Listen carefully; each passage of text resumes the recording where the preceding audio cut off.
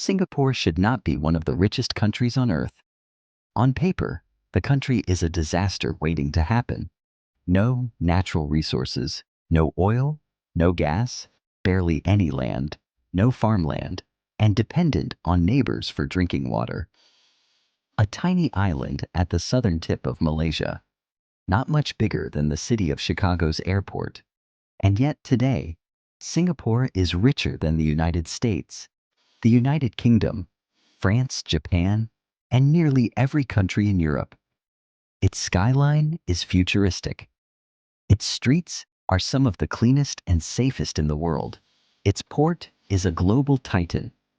Its financial system moves trillions. This is not a miracle. It is human engineering at its finest. And to understand Singapore's rise, you have to start with the collapse that came first. The year was 1965.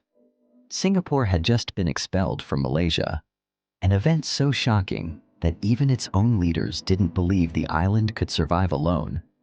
The economy was collapsing. Riots were common. Ethnic tensions were rising. Nearly half the population lived in overcrowded slums with no sanitation. Jobs were scarce. Industries barely existed. And the country had zero natural advantages.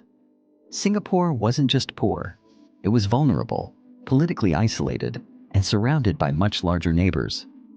But this weakness forced Singapore to develop something powerful, a survival mindset. The government, led by Lee Kuan Yew, understood one thing. Survival required discipline, honesty, and excellence, or the island would collapse. So Singapore built a government system most countries could only dream of. Corruption became a national enemy. Government salaries were raised to prevent bribery. Laws were strict, transparent, and predictable. Institutions were designed to last, not to win elections. Singapore didn't aim to be a typical Asian country. It aimed to be the Switzerland of Southeast Asia, clean, trustworthy, and reliable. This discipline became the foundation for something bigger, the transformation of an island. Singapore didn't have oil or metals, but it had location. Right at the entrance to the Strait of Malacca, one of the busiest sea routes in the world. Lee Kuan Yew realized, if we cannot extract resources, then resources must pass through us. Singapore built a port unlike anything Asia had seen. Fast, efficient, corruption-free, technologically advanced ships could unload, reload, refuel, and sail again faster than anywhere else.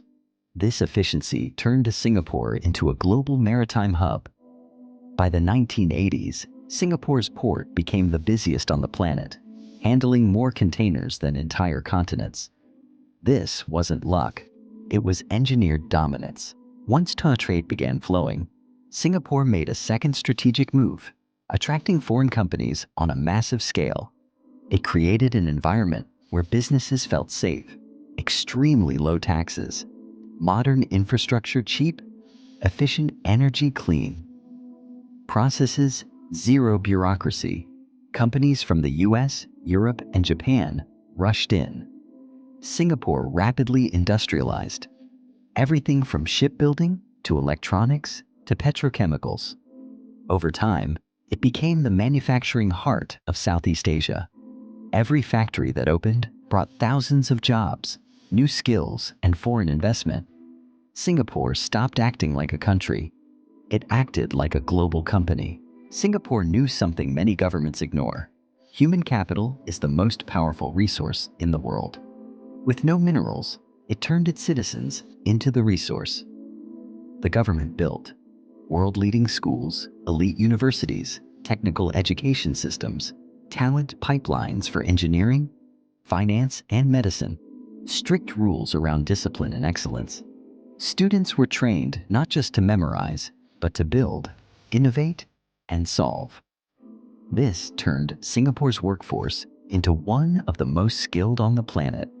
Foreign companies loved it because Singapore delivered something rare: smart, reliable, disciplined workers. With stability, talent, and massive trade, Singapore made its boldest and most profitable move, becoming the financial capital of Asia. It built a financial ecosystem trusted by banks, corporations, and investors worldwide.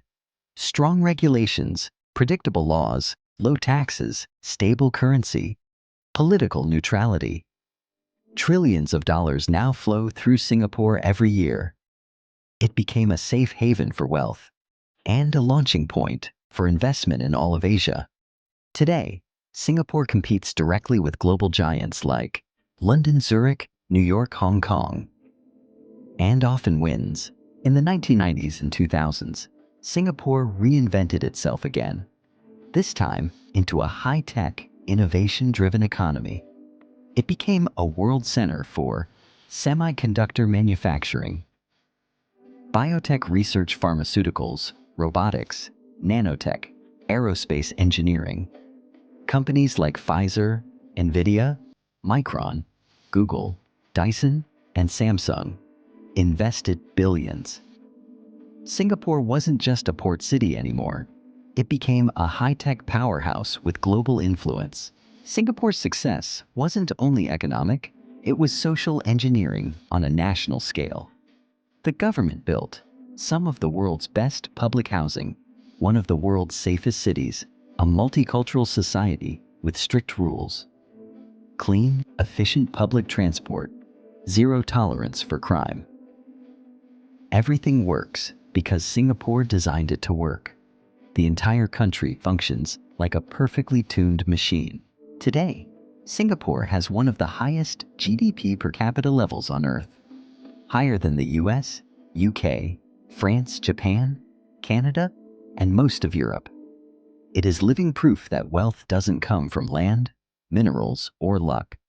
It comes from strategy, discipline, vision, and people. Singapore is not a miracle. It is a masterpiece of human planning.